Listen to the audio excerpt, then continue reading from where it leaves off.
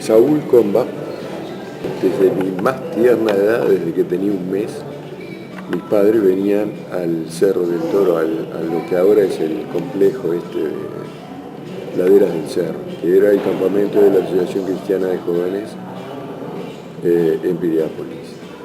Venían en carnaval y venían en turismo, una semana y una semana. Y para mí era, qué sé yo, más o menos como ir al paraíso con una semana y una semana. Disfrutaba como loco. Piriápolis era otra cosa, era una ciudad donde de las puertas de ese lugar hacia el pueblo había por lo menos 200 metros de ancho, de pradera donde no había absolutamente nada, después había barracas, donde hoy está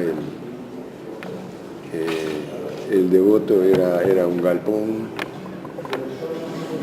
por la calle Piedras había unas caballerizas, yo me acuerdo perfectamente de aquello, y la selva niega era todo el resto, para mí todo el resto de la parte arbolada, que eran pinos, eucaliptus, hasta la cascada y más allá, y hasta para abajo, casi hasta el Hotel Argentino, y para arriba nunca supe porque no llegué más allá del cerro del Toro, que era como un castillo para mí. Bueno, hice la escuela pública en Montevideo, la escuela Brasil, después el liceo público, el Liceo Suárez, preparatorio de ingeniería en Java, y después entré en la Facultad de Ingeniería. Y en la mitad de la carrera, en el tercer año, me enamoré. Pasa por ahí. Y entonces comencé a buscar empleo, a trabajar. Y el problema es que, claro, se ganaba muy poco. Me casé con la que ahora es mi esposa. Vivimos un tiempo con mis padres, pero entonces ella no lo soportaba y yo no lo entendía. Entonces empezamos a cavar un túnel para irnos para algún lado. Ella es eslava y por la Unión Eslava consiguió una beca para ir a Bulgaria. Y allá fuimos, con mucha aprensión, pero nos tiramos al agua, digamos, cortamos los estudios acá. Yo renuncié a mi empleo, yo trabajaba como ayudante de ingeniero en ANCAP entonces, y también trabajé un tiempo en el Liceo Miranda como preparador de material.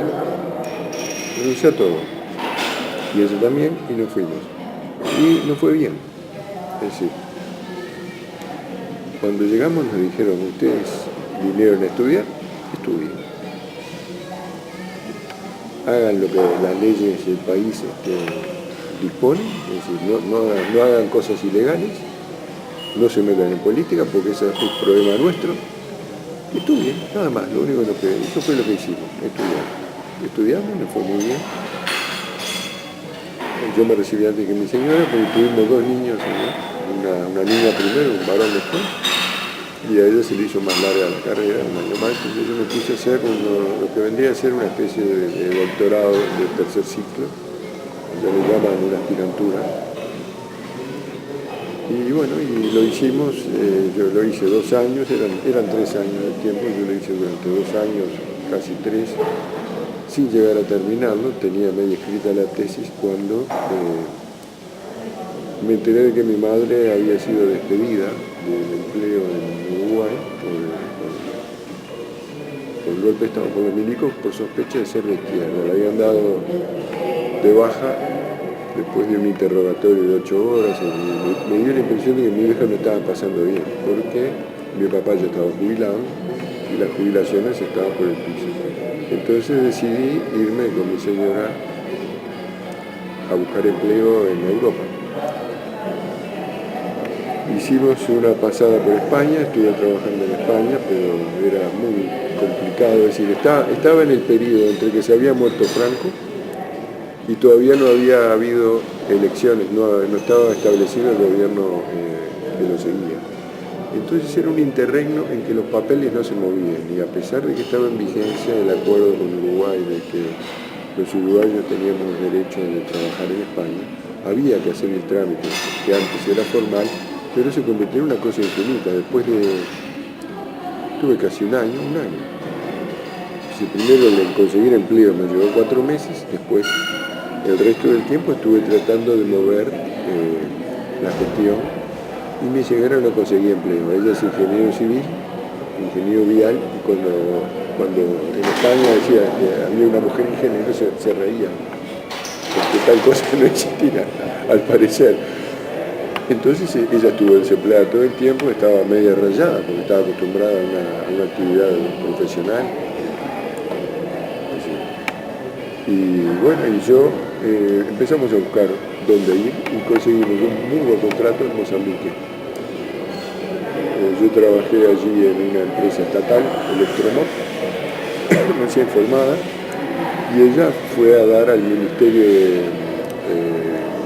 ¿cómo se llamaba eso? Bueno, el Ministerio de lo que tiene que ver con la vialidad, y trabajó como ingeniero vial, proyectando no sé cuántos kilómetros de carreteras y calles y de todo. Estuvimos allí casi 8 años. Cuando terminó la dictadura en Uruguay volvimos. Y ahí, bueno, nos costó un poco. Sí, volvimos porque Mozambique prácticamente estaba en un estado de guerra no declarado con Sudáfrica. Había un grupo interno que todavía existe, solo que ahora es legal, que era RENAMO, se llama Resistencia Nacional de Mozambique. El gobierno de Mozambique, por otra parte, era un gobierno de corte, yo no sé si decir marxista, pero ellos decían que eran comunistas. Lo que pasa es que no tenían nada, no tenían absolutamente nada por donde agarrarse. Entonces, en esa controversia, por supuesto, era un país donde ya no existía la parte, en tanto que en Sudáfrica sí. Ellos apoyaban todo lo que fuera antiapartheid. Y las relaciones con el gobierno sudafricano de la parte eran muy malas. Nosotros, cuando teníamos que hacer cualquier gestión consular, por ejemplo, teníamos que ir a la embajada de Ciudad del Cabo. Tuvimos que ir un par de veces. Yo fui 2 veces, mi señora fue una, por cambio de pasaporte. Y para que nos dieran la visa la teníamos que pedir con varios meses de anticipación, porque sabíamos que demoraba y corríamos el riesgo de quedarnos indocumentados. En ese sentido tuvimos suerte, tuvimos cónsules. El primer cónsul que me dio mi primer pasaporte, una muy buena persona. El otro era un poco más, como diría, más formal, pero de todas maneras tuvimos nuestros pasaportes. Bueno, pasamos los problemas legales, trabajamos muy bien, adquirimos una muy sólida experiencia. Yo trabajaba en una fábrica de aparatos electrónicos y además hacía el encargue de todo el que tenía alguna cuña me hacían hacer proyectos especiales para una y para otra cosa. Bueno, aprendí muchas cosas. Y mi esposa adquirió una gran experiencia en vialidad. Volvimos al Uruguay en el año 86, en julio creo que fue así, cuando terminó la dictadura y se dijo que todo el mundo podía volver sin mayor problema, y a nosotros simplemente nos habíamos vuelto antes, porque por haber recibido en Bulgaria, como que nos tenían por... Es decir, la verdad me la dijo un tipo que pasó por ahí, ni me acuerdo de su nombre. Mira, nadie sabe si ustedes estuvieron haciendo un curso de superguerrilleros en Bulgaria o estudiando ingeniería. Entonces, cuando lleguen lo van a interrogar. Y sabiendo lo que eran esos interrogatorios, decidimos que nos quedábamos trabajando, teníamos un buen empleo, ganábamos muy buen dinero y vivíamos tranquilos. Pero entonces empezaron después unos problemas de atentados terroristas dentro de la ciudad. Se pusieron una bomba en un hotel que se desactivó pocos minutos antes de que estallara. Volaron un edificio donde había refugiados sudafricanos. Había varias cosas así, entonces, y la parte esta de RENAMO habían declarado que los técnicos blancos que venían a contratar por el Estado eran un blanco militar, porque claro, si faltaban los técnicos, el país se desinflaba completamente. Entonces mi temor era siempre que los chiquilines tuvieran problemas, que primero volaban a la escuela. La escuela donde ellos iban era la escuela donde iban todos los hijos diplomáticos, y los hijos de los que trabajábamos allá por cuenta propia o contratados por el gobierno. Siempre tenía esa pesadilla y entonces le planteé a mi mujer, mira, podemos volver a Uruguay, y además con muy buena perspectiva, digamos, le dije, mira, por lo menos por 6 meses todos los que volvemos van a ser buenos y se nos van a facilitar los trámites. La reválida es uno de los trámites que tenemos que hacer, porque si no, no podemos trabajar ingenieros acá. Y dentro de un año va a ser más difícil eso que parto elefante. Entonces nos fuimos enseguida, es decir, fuimos de vacaciones el 4 de enero, me acuerdo que llegamos, inmediatamente después de la votación del no, cuando ya se veía que eso se acabó. Volvimos definitivamente en junio ya para instalarnos y bueno, yo conseguí empleo con solo 6 meses de buscar y buscar y buscar, es decir, vivía de changas, de hacer changas para distintos proyectos, cositas así chiquitas. Al final conseguí un empleo en Antel como ingeniero, revalidamos los títulos y mi señora cuando se llamaron los primeros concursos de la intendencia en el gobierno del Frente, que fue como 4 años después o algo así, consiguió ganar un concurso y tuvo un cargo de ingeniero. Y desde entonces trabajamos así, cada uno en lo suyo, hasta la jubilación.